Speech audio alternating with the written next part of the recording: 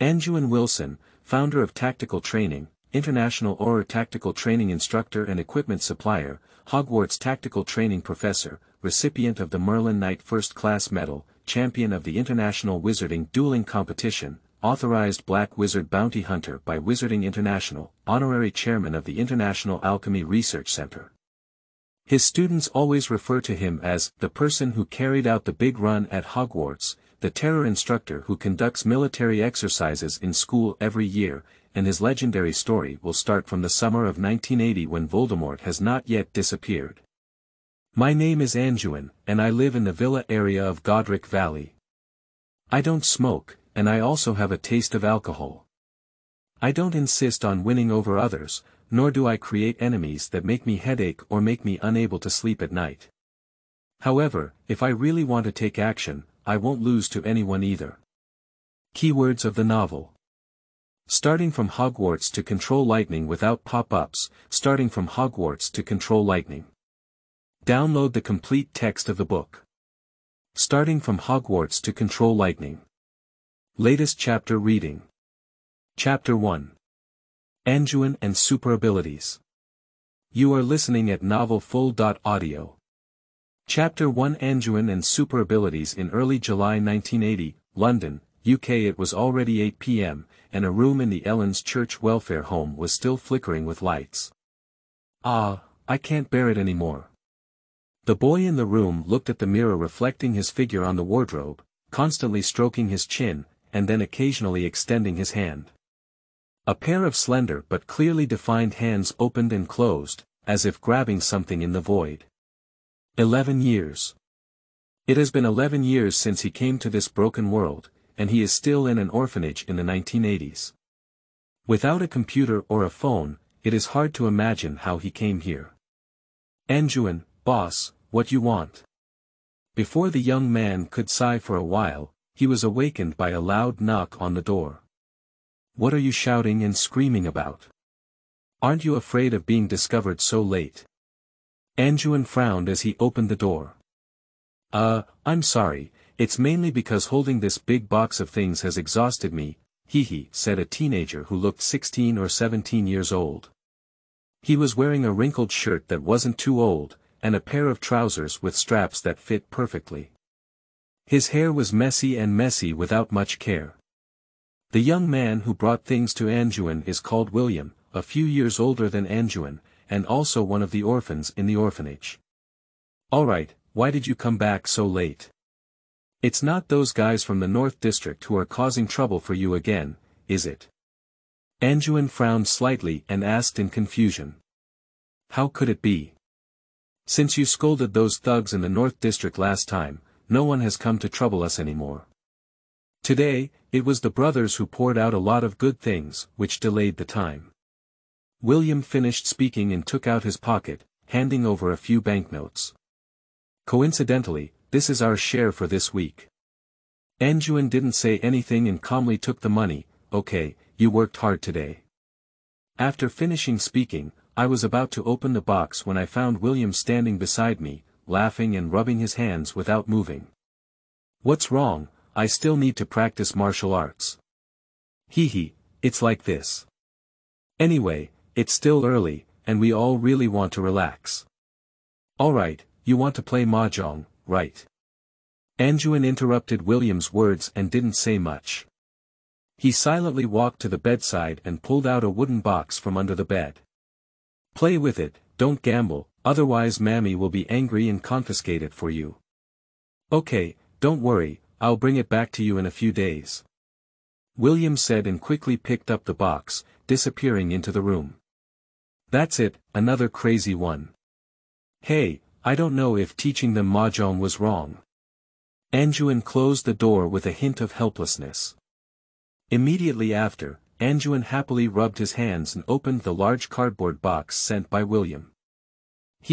Soy sauce, sesame sauce, vinegar, cooking wine.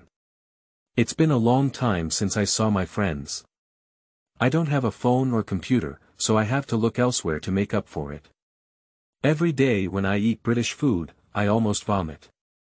This box of things is nothing else, it's the seasoning that Anduin asked William to help buy from Chinatown. Anduin Wilson came into this world, not knowing whether he had traveled or reincarnated. With a military background in his past life, he had a strong willpower, which allowed him to maintain calm thinking. He didn't know if the world he was in was still the same as before. He was born in an orphanage or in the 1960s and 1970s. However, since he came, he had to follow the local customs. After all, Anduin had experiences and memories of adulthood, so he was not affected. The orphanage where Anduin is located is under the jurisdiction of the church, and William and their brothers grew up in the orphanage, just like Anduin, a few years older than Anduin. However, William and his brothers all listen very well to Anduin. Why? Because they have to listen. Anduin had served in the military in his previous life and enjoyed practicing martial arts very much. Therefore, he paid great attention to physical exercise from a very young age.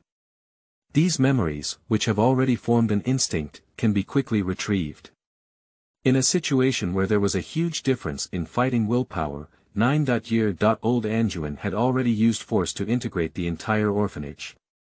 William and his companions were very obedient in front of Anduin, and under Anduin's guidance, a group of brothers led by William even made a living outside the orphanage. If I continue to hang out like this, I will become the head of a rogue gang, just like collecting protection fees every day. Anduin laughed at himself for a moment, no longer thinking about it, and collected the seasonings in the box, preparing to cook some Chinese food to reward himself another day. After packing up these materials, Anduin turned around and locked the door of the room tightly. For him, after coming into this world, there is a secret that no one knows. He actually has superpowers. Anduin stared at a 10-kilogram dumbbell placed in the corner of the wall, and with a slight finger, she saw the dumbbell floating quietly in the air, as if being dragged by an invisible force. He controlled the dumbbell to float above him, ignoring him. He walked to his desk and quietly opened a book, looking at it. This is a method invented by Anduin himself to exercise his superpowers, which he calls delayed training. At the age of 7 or 8, Anduin felt different from others. After a workout, he wanted to drink water. Just as his thoughts had risen, the water cup on the table flew towards him. Under Anduin's observation, he found that at least he was the only one special in the orphanage, so he was very careful in his daily life. If someone found him in the welfare home hosted by this church, he might be treated as a monster or heretic. This special ability is called a superpower by Anduin, and under his deliberate testing and practice, this ability went from being sometimes absent to gradually becoming slightly mastered. He found that after practicing martial arts, he could better grasp this power, let's call it strength. Anduin analyzed that this was related to his current state, and after completing the martial arts, he would be in a state of mind emptying. Perhaps in that situation, he could better grasp this power. Since then, Anduin, who was already quite self-disciplined, has had strict plans for himself. After all, in his view, this is a special ability that cannot be wasted. He practices martial arts, meditates on time every day, and exercises his superpowers every day. His initial exercise method was actually similar to his usual physical exercise, which was weight-bearing training. After he could gradually control his superpowers, he began targeted training. At first, it was teacups, books, and so on, but later it turned into chairs and tables. However, he gradually realized that something was wrong. Looking for monthly tickets and collectibles, thank you everyone. End of this chapter. Chapter 2. Hogwarts. You are listening at novelfull.audio. Chapter 2 Hogwarts. Because Anduin found that the change in weight did not actually cause him to feel very tired, he knew that regular physical training was not a good thing. Just like when he didn't feel tearing and fatigue while practicing muscle blocks, it proved that he hadn't trained properly. Therefore, Anduin quickly made adjustments to the training, no longer blindly pursuing weight. He began to conduct delayed training, which is to use mental power to make objects float in the air for as long as possible. Sure enough, this had an effect. At the beginning, he could only hold on for 5 minutes, and he would start feeling dizzy and bloated. He didn't dare to overload training before he understood this ability, so he just kept hitting the nail on the head. However, after taking a day off, I felt that my mental state was not affected, so I confidently set aside time for training every night. After years of accumulation, Anduin was able to persist for a longer time. After more than a year of exercise, Anduin can now maintain objects floating in the air for nearly 40 minutes. I saw Anduin manipulating a dumbbell floating in the air, spinning and circling around her body, like a planet orbiting the sun, and constantly changing her flight path, sometimes circling in the shape of an 8, and sometimes flipping up and down. After a period of time, Anduin's spirit felt a little tired. He knew that the exercise time was almost over, so he controlled the dumbbell to return to its original position, slightly stretching his body. The control became easier and easier. I don't know when I can fly like in a novel. Little did he know that while Anthony was daydreaming, a magic school called Hogwarts in northern England was distributing owls with admission notices, one of which was heading towards the Ellen Church Welfare Home in London. The next morning at 6 o'clock, almost no one was active in the orphanage. Anduin opened the room window, took a deep breath, changed clothes, and slowly swayed into the courtyard of the orphanage. After stretching a little, he punched a set of open arms in the courtyard. Ha! Anduin breathed a sigh of relief, sweating profusely as he stretched his body and walked towards the cafeteria as usual. Good morning, Mother Teresa, I can smell the smell of pumpkin congee from a long distance. Anduin smiled and said hello to the nun of the welfare home who was preparing breakfast. Good morning, Anduin, you have come back from exercise. You get up so early every day. If other children can be half as sensible as you, I will be relieved. The elderly Sister Teresa smiled as she gave Anduin a bowl of congee. Anduin took breakfast with a smile and didn't respond. He didn't dare to say that. If his body wasn't the soul of an adult, he might be even more difficult to manage than others. After hastily having breakfast and thanking Mother Teresa, Anduin stood up and returned to the room. As soon as he returned to the room, Anduin felt something was wrong. A brown owl was unloading goods on his desk. Of course, the so-called unloading here did not mean it was pulling a cake, but rather skillfully unloading a letter from his leg and placing it on the table. Then, he flew to the window and quietly watched Anduin. Anduin vaguely felt that there was something wrong with the art style as he watched the scene. He turned around and closed the door, walked straight to the desk to pick up the envelope. There was no stamp attached, and a line of words was written in emerald green ink in the middle of the envelope. Shaftesbury Street, Ellen Church Welfare Home, collected by Mr. Anduin Wilson. Anduin flipped through the envelope and saw a shield emblem painted on the back, with a capital letter H at the center. The four corners of the shield depicted a lion, an eagle, a badger, and a snake. How could someone suddenly send me such a strange letter? Anduin took out the letter and read it. Principal of Hogwarts School of Witchcraft and Wizardry. Albus Dumbledore, President of the International Federation of Witchcraft and Wizardry, President of the Wizardry Association, and First-Class Magician of the Order of Merlin. Dear Mr. Wilson, we are pleased to inform you that you have been granted permission to attend Hogwarts School of Witchcraft and Wizardry. Please find attached a list of required books and equipment. The semester is scheduled to start on September 1st. We will be waiting for your owl to bring you a reply before July 31st. Dear Vice Principal, Female, Maliva McGonagall. Hogwarts School of Witchcraft and Wizardry first grade freshmen need to 1. 3 sets of plain work robes, black, 2. A plain pointed hat for daytime wear, black, 3. A pair of protective gloves, made of dragon leather or similar materials, Is this the world of Harry Potter?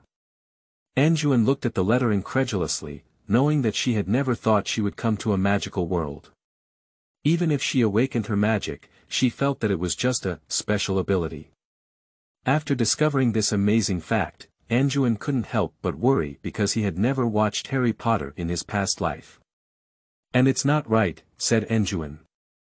Although her memories of her past life have become somewhat blurred after her time traveling or reincarnation, and she has hardly watched Harry Potter movies and books, she has very little impression of this IP. However, it seems that a friend has mentioned that this happened after the 1990s. But Anduin is currently in 1980. Anduin carefully recalled his memories from his past life, only remembering that Harry Potter seemed to have names like Dumbledore, Harry Potter, and Voldemort. The wizarding world knew that he was just using a small stick to play with others, but he knew almost nothing about the specific plot. However, that was no longer important because he seemed to be from a different era than the movie plot. Okay, I thought I had a special ability, but I ended up surrounded by superhumans. Anduin realized that she had always thought it was a superpower, but when she realized it was actually magic, she was speechless. Fortunately, she had an adult soul and took a few deep breaths before calming down. After reading the letter in detail, Anduin touched her chin and glanced at the owl on the windowsill. Are you waiting for my reply? Unfortunately, I haven't kept a pet before, so there's nothing good to entertain you, she said. The owl on the windowsill still stared silently at Anduin with its dead fish eyes. Okay, I'll write back now, Anduin shrugged and picked up a pen and paper from her desk to start writing. In a very sincere tone, she expressed her willingness to attend Hogwarts, but regretfully stated that she had never been exposed to the magical world and was an orphan. She asked if she could provide some help. End of this chapter. Chapter 3. Professor McGonagall. You are listening at novelfull.audio. Chapter 3. Professor McGonagall. After writing the reply, Anduin put the envelope into a brand new one and handed it to the owl. The owl on the windowsill skillfully took the envelope and put it on, flying away without looking back. It's quite aloof, and I don't know what the magical world is like at this time. Did Voldemort get killed by Harry? Anduin had only a slight impression of Harry Potter. I once heard a friend talk about it. It seems that Voldemort killed the entire Harry family, but killing Harry did not backfire. However, what happened in the wizarding world in 1980 and what the original plot was, Anduin was really confused. Don't want so much, wait for Hogwarts' reply. Strength is the foundation in any world, and there's definitely nothing wrong with becoming stronger. After thinking about it, Anduin continued with the day's homework. During her summer vacation at the orphanage, Anduin arranged a very tight exercise program for herself, including warm-up, boxing, standing, aerobic training, meditation, not just magic training, and so on, which were still progressing in an orderly manner. A disciplined life, time always passes quickly. Within 2 days of receiving the Hogwarts admission letter, a special guest visited Anduin. Are you saying that you are Professor McGonagall from Hogwarts? Anduin asked a middle-aged woman who appeared at the door of her room.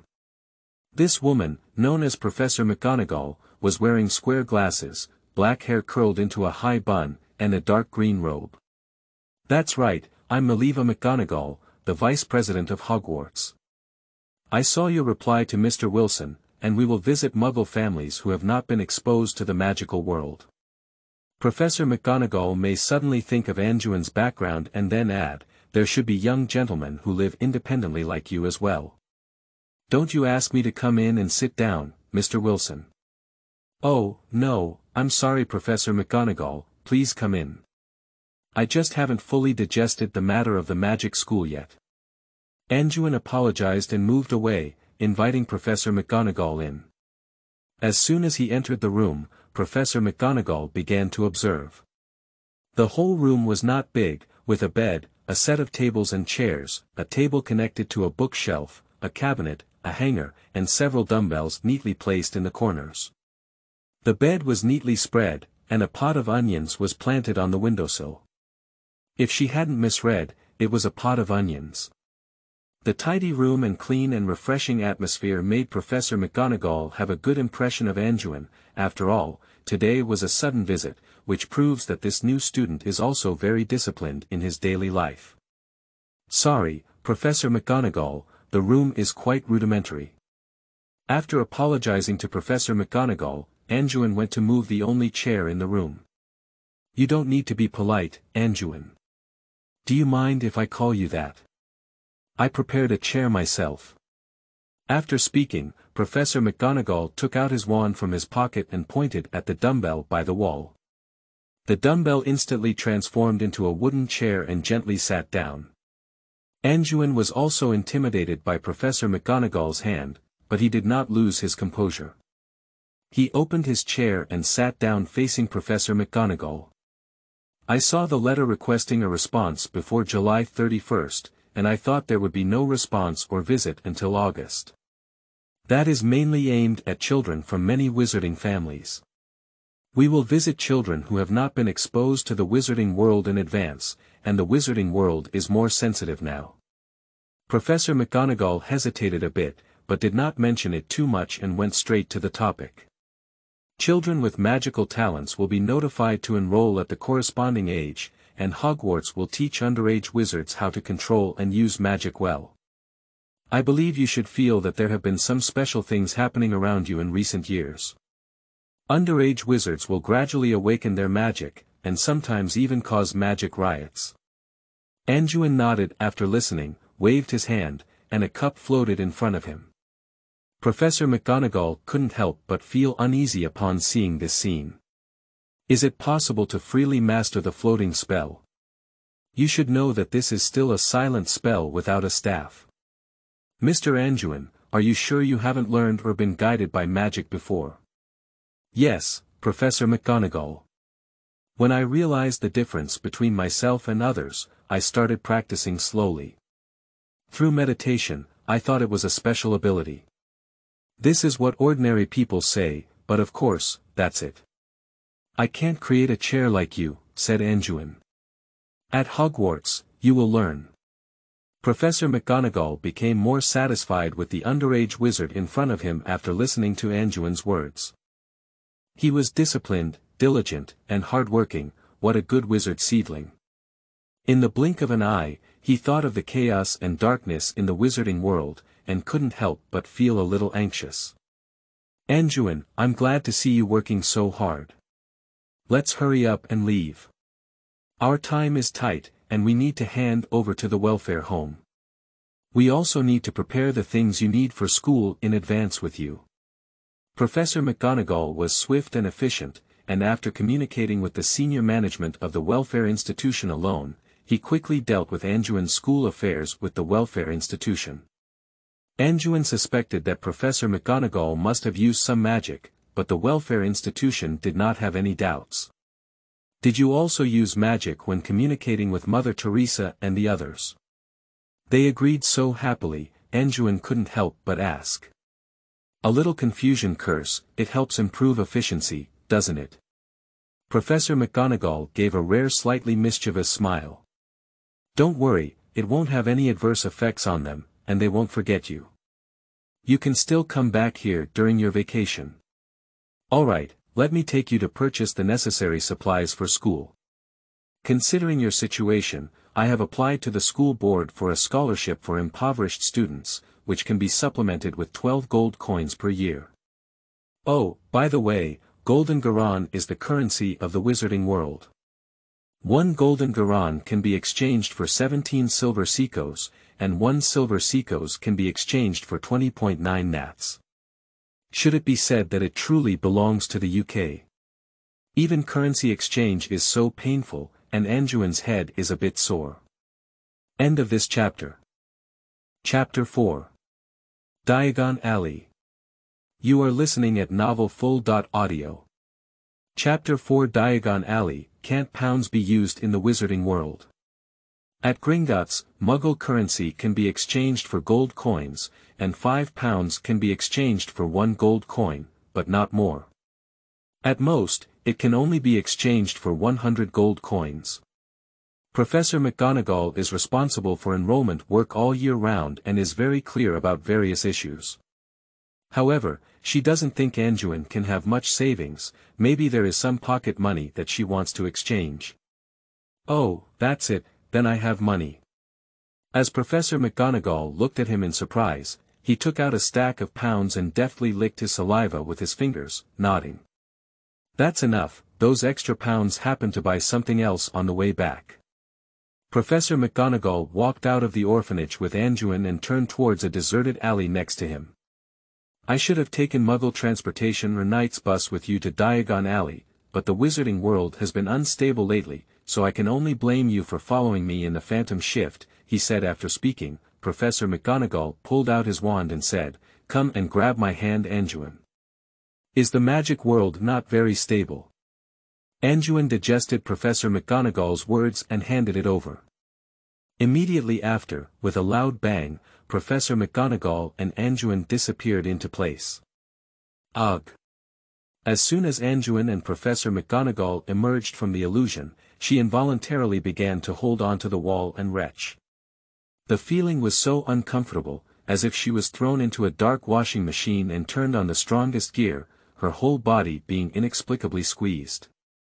In the end, Anduin even had hallucinations, as if her whole body had been shrunk into a small ball. "Sorry, I didn't feel well the first time I used this magic," Professor McGonagall said as he reached out his wand and pointed it towards Anduin. A soft stream of light emerged from the tip of the wand, gradually merging into Anduin's body, which made Anduin feel much better. Fortunately, Anduin has excellent physical fitness and a good sense of balance. After a little relaxation, he still calmed down. "Is this magic?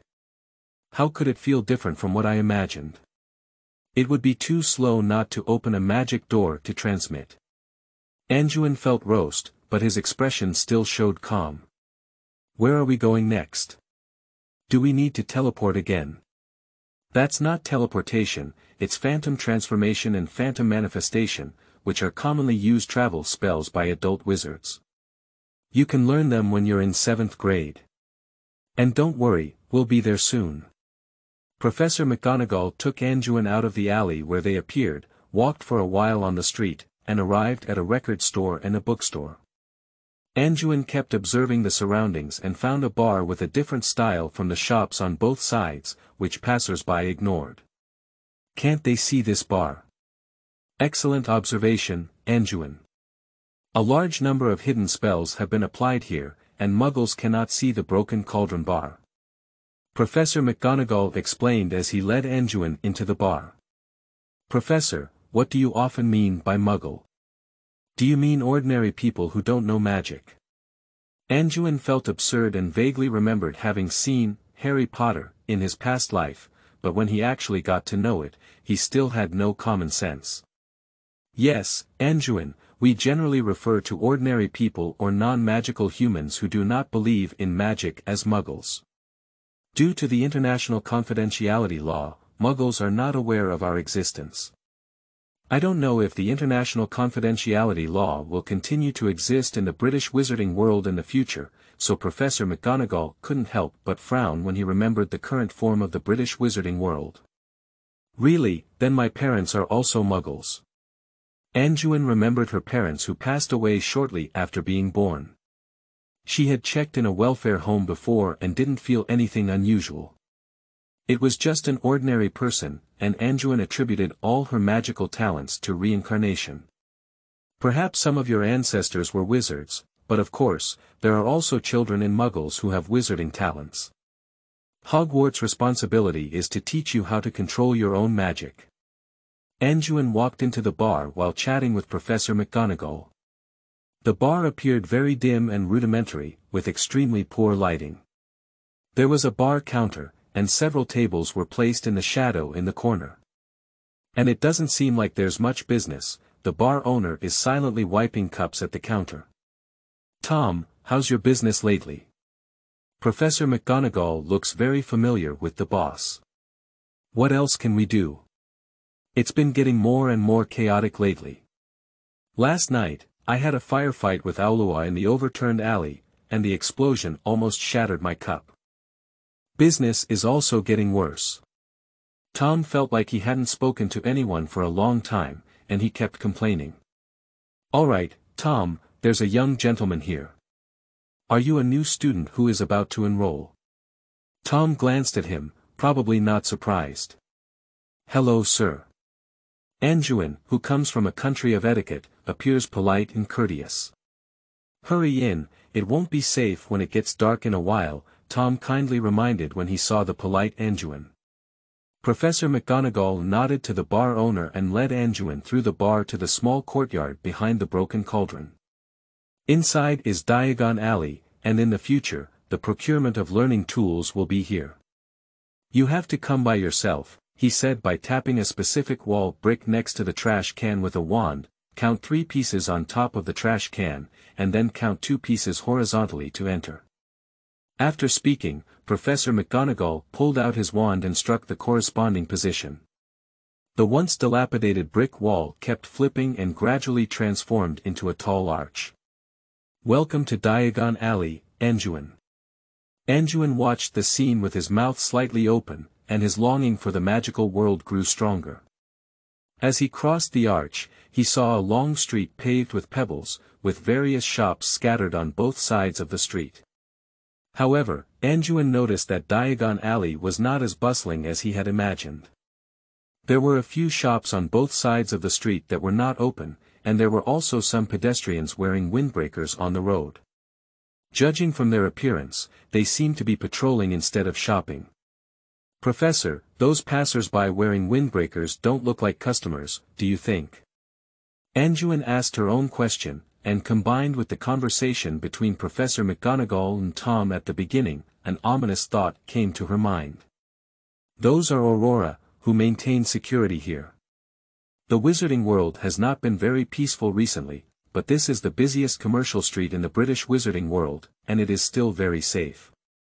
They are just routine business, and don't worry, you will be very safe at Hogwarts, I guarantee," Professor McGonagall explained to Anduin. End of this chapter. Chapter 5. Wand.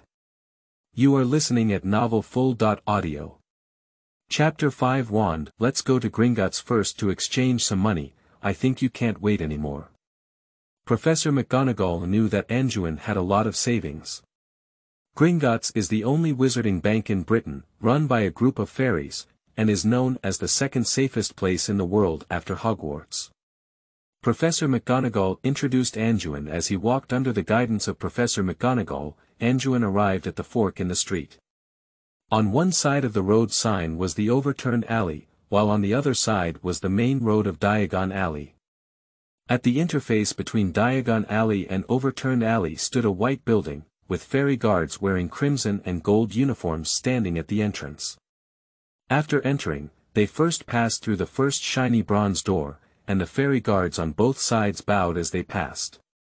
After passing through the second silver door, there was a spacious marble hall inside, with about 100 or so fairies sitting behind the long counter and hastily registering in the large ledger. Some use a balance to weigh coins, while others use an eyepiece to detect gemstones. It seems that the external turmoil has not had a significant impact on the lives of these fairies. Under the guidance of Professor McGonagall, Anduin came to a counter and presented the Hogwarts admission notice, receiving a scholarship of $12 for impoverished students. Although Anduin had money to exchange, he had already applied for it, so don't waste it. Later, he exchanged $100 for pounds, which was already a huge sum for an 11-year-old boy.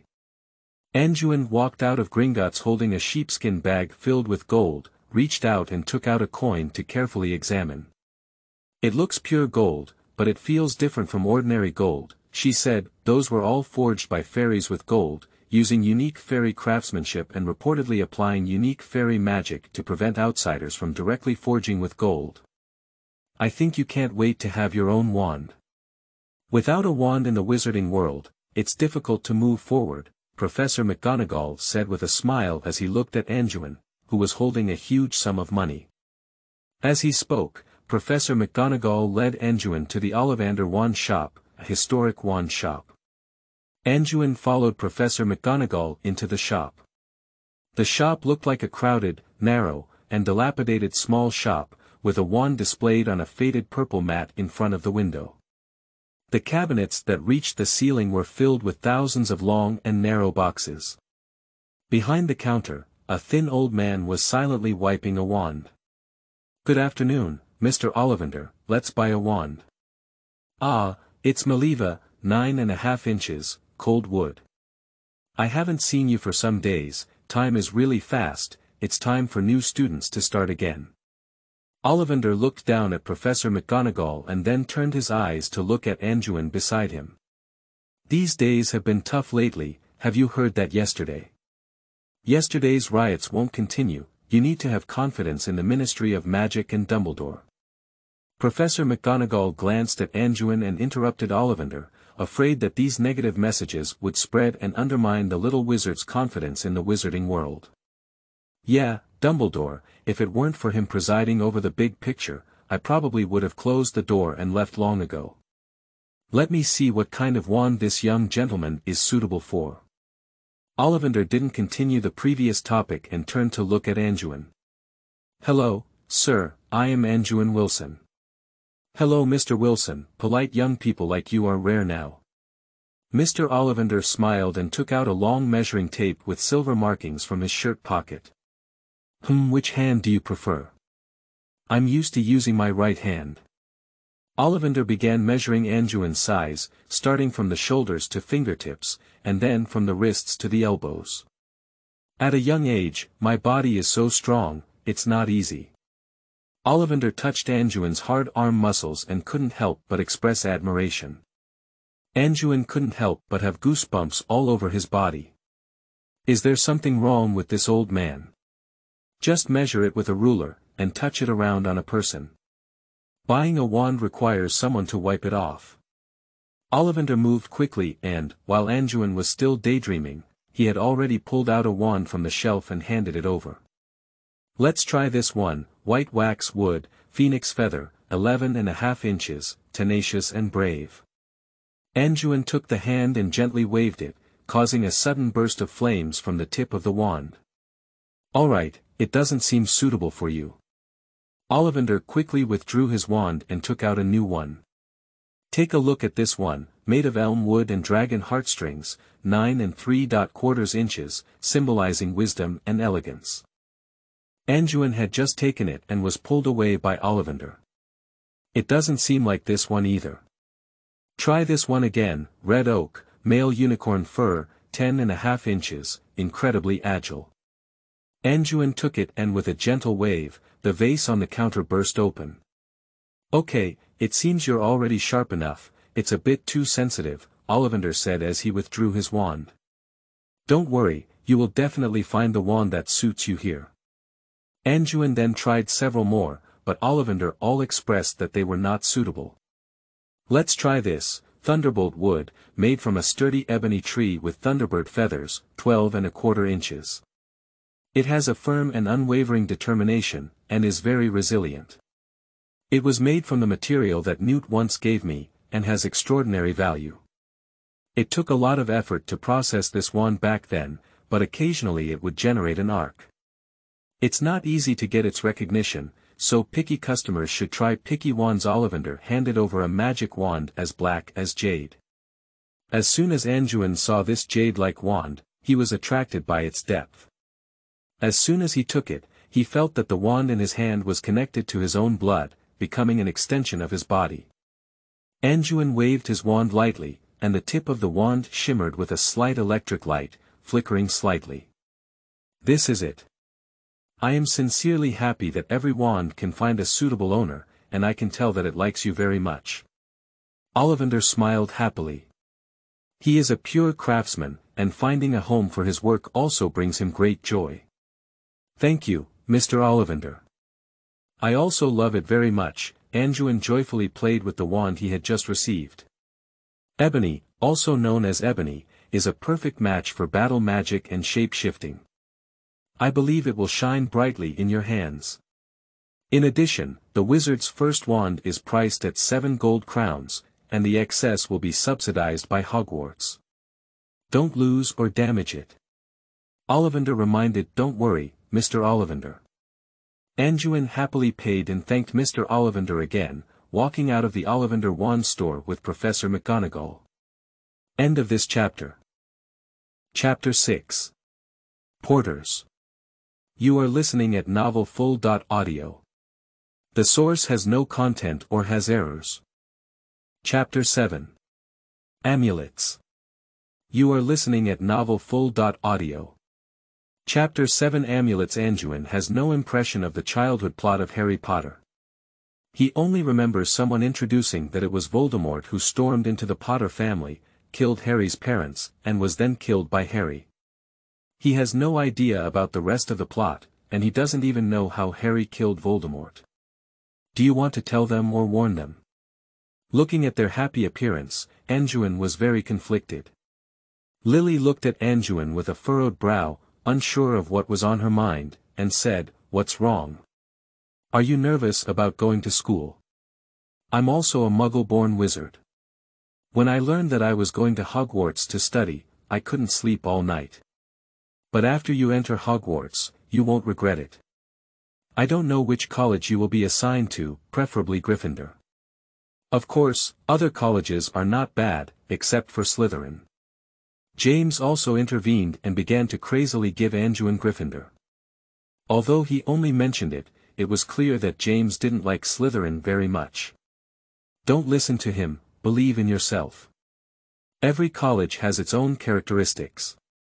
No matter which college you are assigned to, as long as you complete your studies seriously and understand what kind of person you plan to become, you can achieve great success no matter which college you graduate from. Lily is obviously not very fond of James' approach of recommending colleges. "Thank you, I will keep your warning in mind." As someone with an adult soul, Anduin certainly wouldn't be nervous about going to school, but it's not easy to interrupt her as she watches kind Lily impart her experience. Just for the fate of the Potter couple, Anduin still cannot directly remind them. Can he just tell them that one day Voldemort will rush into your house and kill you all, and then be killed by your son? Don't say they won't believe it, and they are already enemies of Voldemort. They may have been prepared to confront the Dark Lord long ago. Alright, it's getting late, Anduin. Let me take you back. It's not safe at night, James, Lily, and you too. Yes, Professor McGonagall.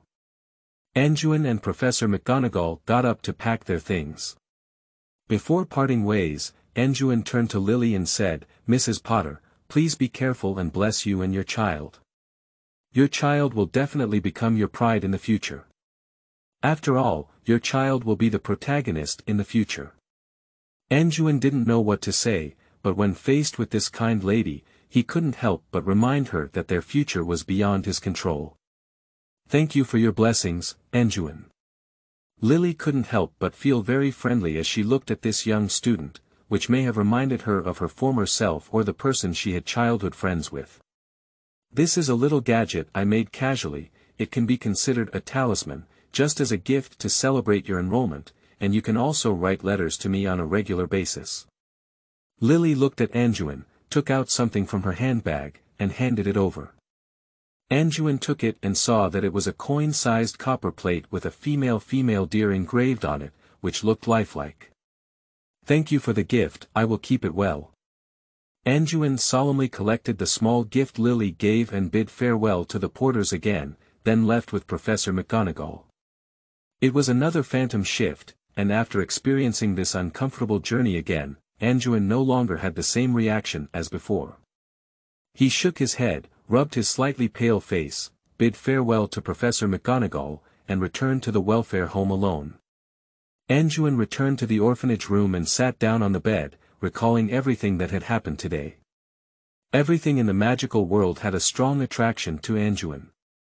But Anduin also thought that in the wizarding world, Voldemort has not yet hiccuped his butt, and he doesn't know what the situation at Hogwarts is during this time. It's really too dangerous. He can't trust his life in the hands of others, and he's still a Muggle. In the current wizarding world, it is necessary to have the ability to protect oneself, otherwise one day Voldemort and his minions may take down. Anduin recalled the information he collected from Professor McGonagall today and summarized the following points. Firstly, the Ministry of Magic is currently under martial law, and underage wizards who used to only be tested for trace silk after enrollment will now be included in the testing range after possessing a wand. Secondly, due to the fact that Traces is a range monitor, the Ministry of Magic cannot determine the specific person who cast the spell in the area where wizards gather. Thirdly, Dumbledore is still in charge of the overall situation, and the Ministry of Magic is actively resisting.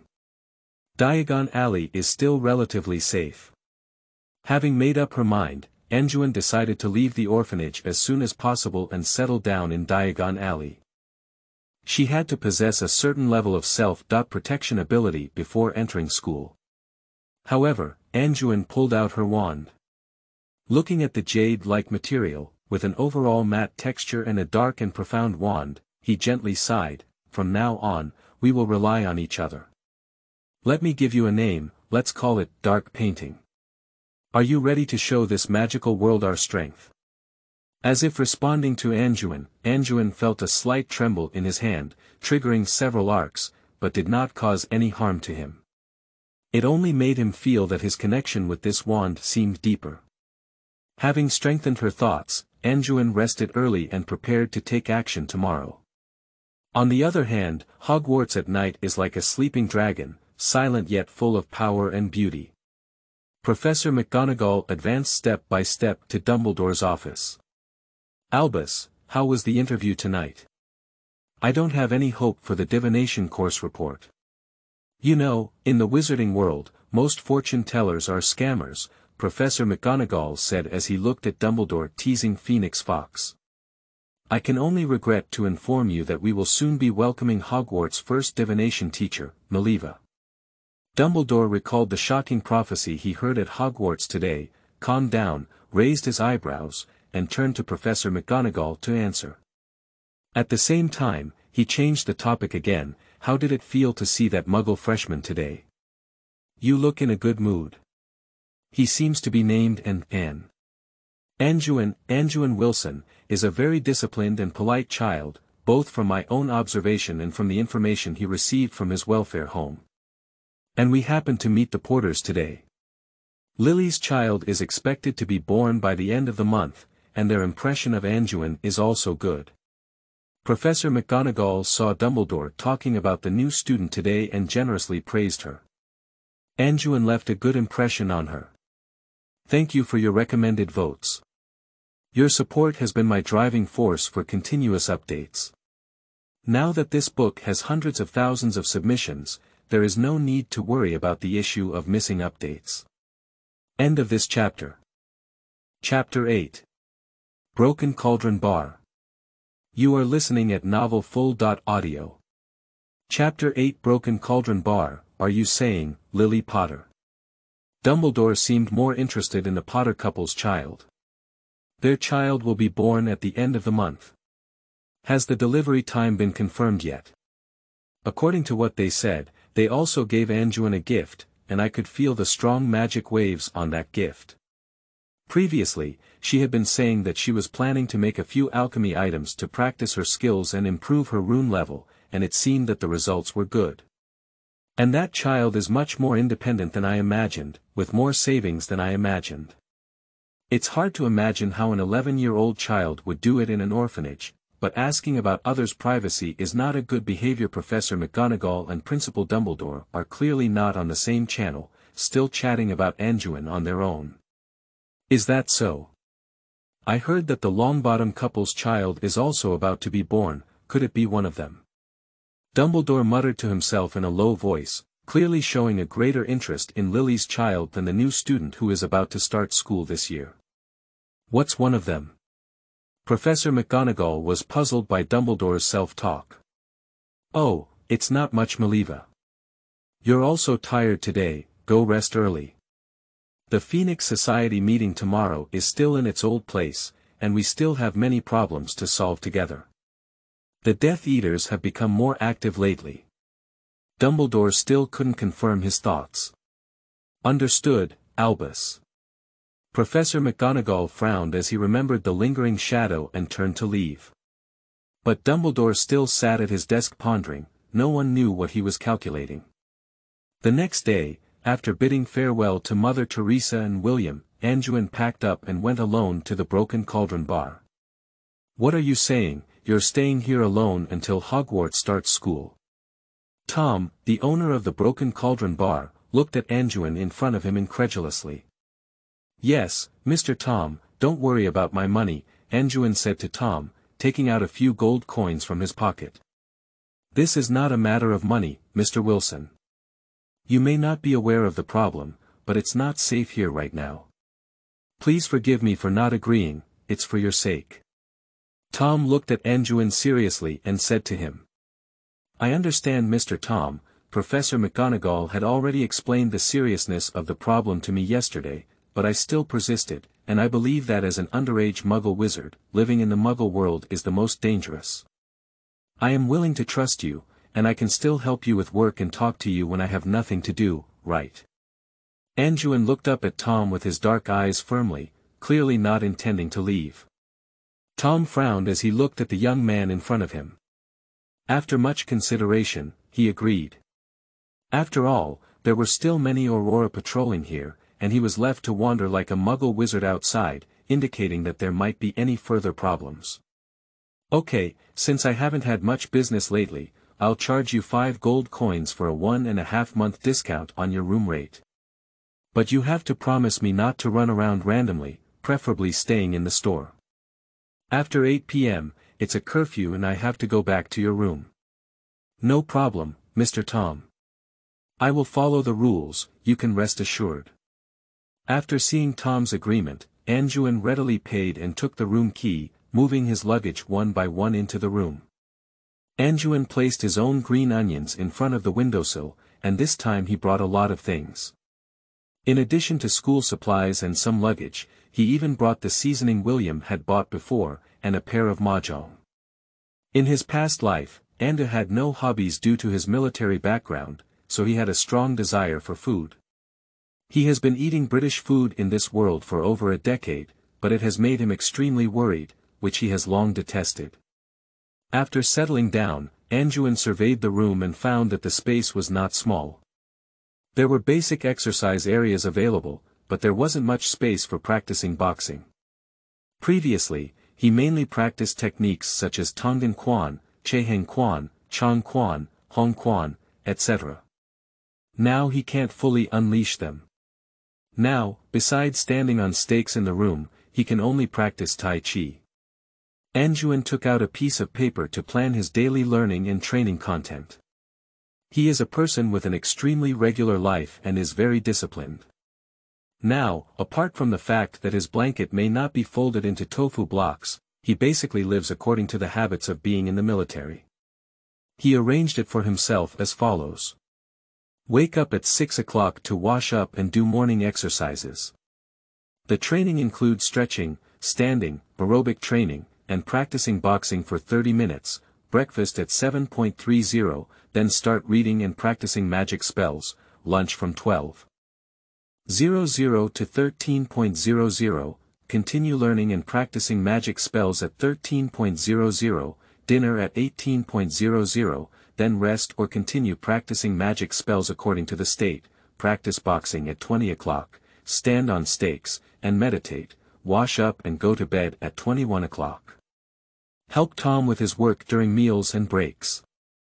During this month and a half, Anduin has made inappropriate decisions and needs to absorb as much magical knowledge and practice as possible. After making a detailed plan, Anduin looked at the time and decided to go downstairs for dinner as it was almost 12 o'clock. After chatting with Tom in the lobby, it was discovered that the catering services provided here were mostly some British-style food. After confirming with Tom, Anduin took out the seasoning he had bought before and personally cooked a few side dishes, which happened to treat Tom to a meal. At the same time, it brought the relationship between the host and the customer closer. After the guests had a great time, Anduin was ready to officially start his magical journey. Anduin's main focus is on standard spells, beginner, magic theory, and dark forces. A guide to self-defense. He plans to quickly learn a few spells first.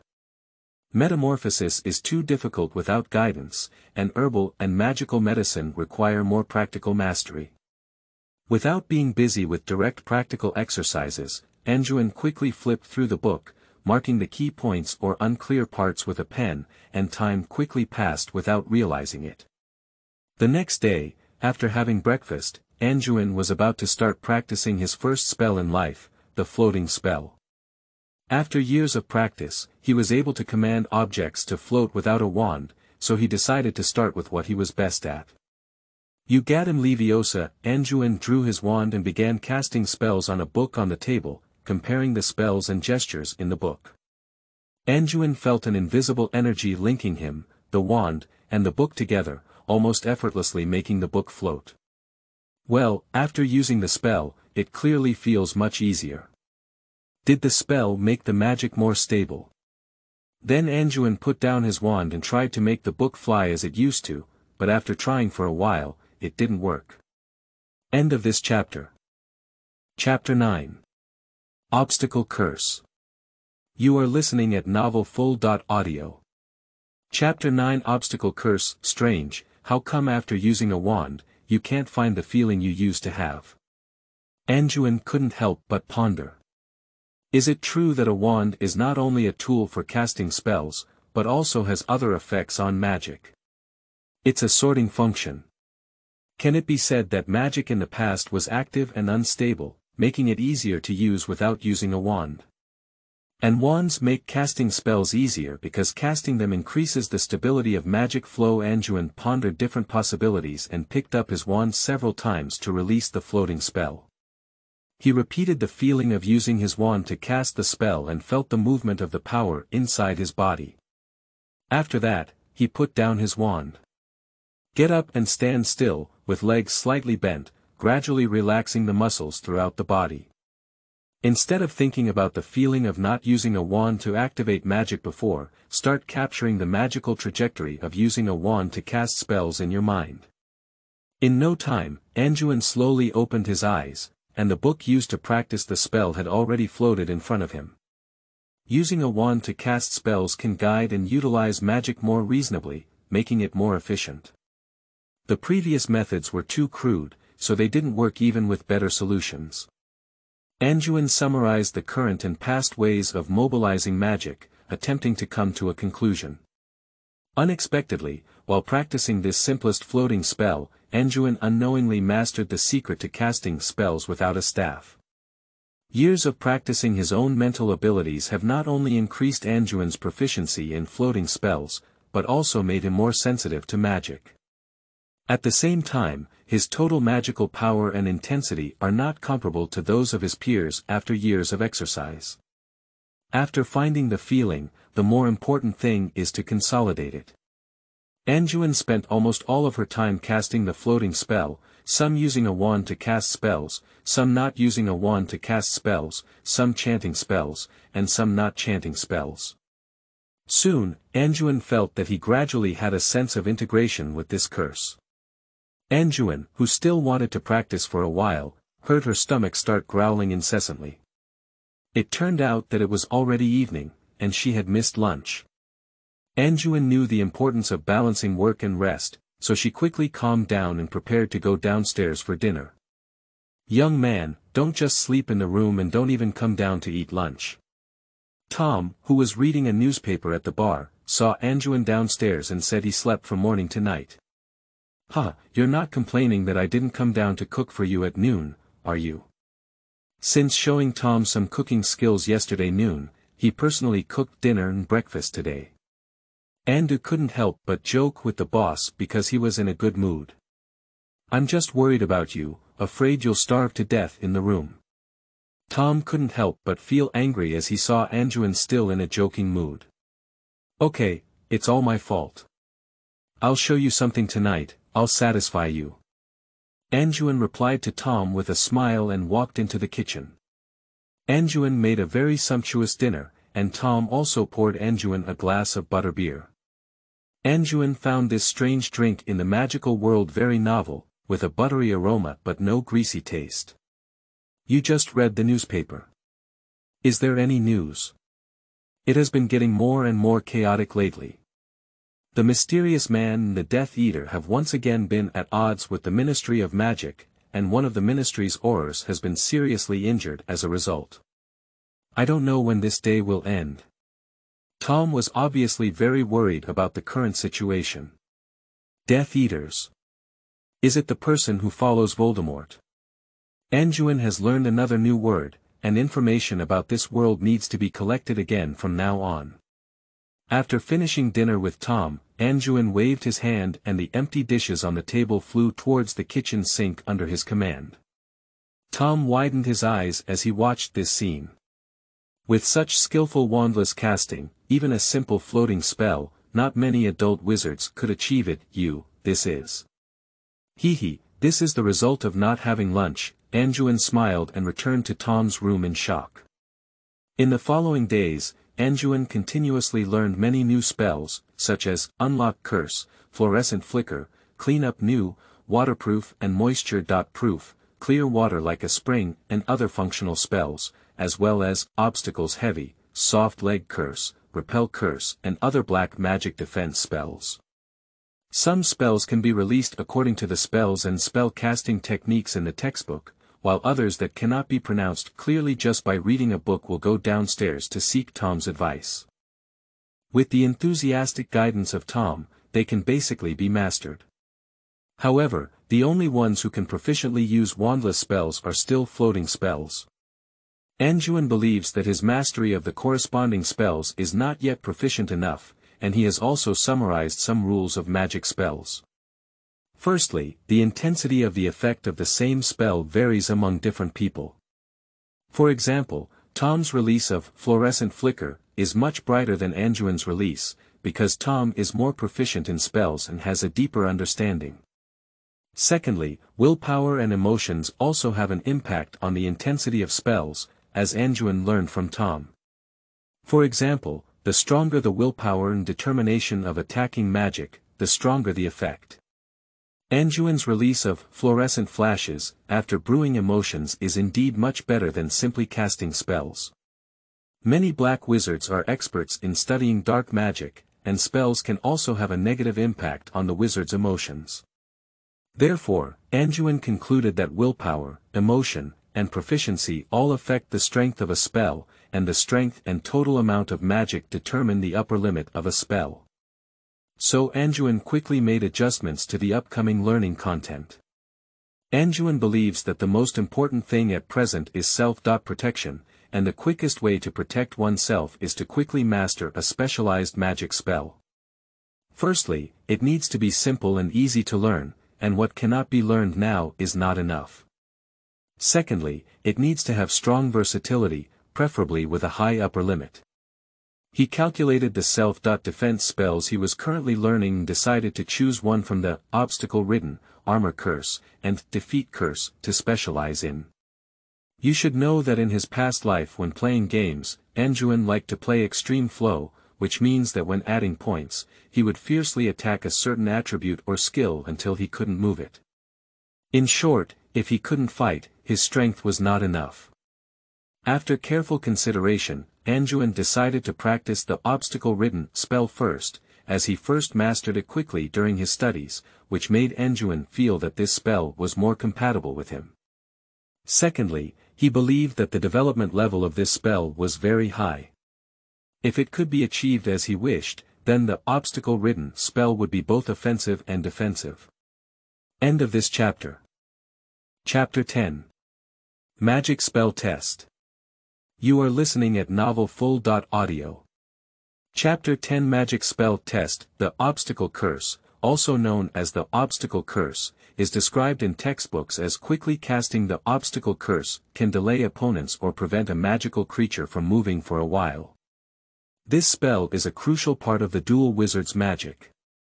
However, during the actual casting of the spell by Anduin, it was discovered that this spell actually created an invisible obstacle in the direction indicated by the caster's gaze, like a magic wall that lasted for as little as 10 seconds and as long as over a minute. If the magic output is adjusted, the wall is not even solid, and the opponent can even pass through it. However, the speed will correspondingly slow down, and the degree of slowing down depends on the density of the obstacles present. If a weakened obstacle spell is cast horizontally towards the ground, walking on it feels like getting stuck in a quagmire.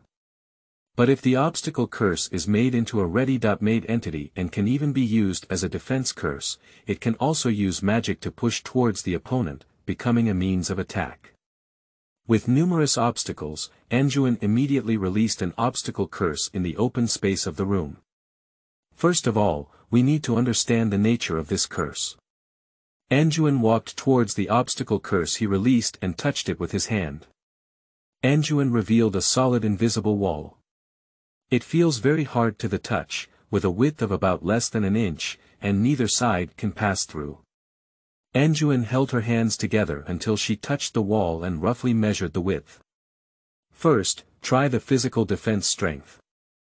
Anduin picked up the dumbbell from his luggage and knocked on the invisible wall, making a pop and pop sound. The sound doesn't sound like metal or stone, but rather like hitting the water surface. Anduin heard this spell and made a different sound than he had imagined, feeling magical.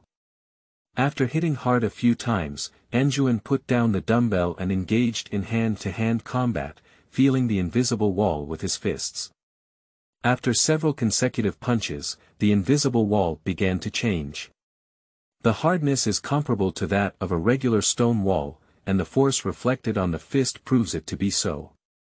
However, how did it become soft after being smashed too much? It didn't just shatter like glass, but began to soften. Is it because the magic in the wall has been consumed? Anduin thought as she looked at her slightly red fist. After continuing to strike for more than a dozen punches, the already soft invisibility wall was directly pierced through. However, Anduin found that even after being pierced, the curse still had an effect, but it could not block solid penetration, but still had a buffering effect. Anduin simply hit her whole body and began to slowly pass through the wall. It's like passing through a non-Newtonian fluid, except for its lack of viscosity. It's a magical spell. Anduin felt the obstacle curse, and soon the spell came into effect, and the entire wall disappeared out of thin air. Anduin took out his notebook, recorded the data and feelings of his experiment, and then released another, obstacle-ridden, note into the open space. Next, let's experiment with magic defense. Anduin arrived about 2 meters away from the invisibility wall where the spell was cast and began to release an attack spell against the wall, eliminate your weapon. The invisible wall unexpectedly blocked the blow of the spell, and the spiritual light of the spell shattered and scattered along the transparent wall until it lost its magic and dissipated. Try different angles.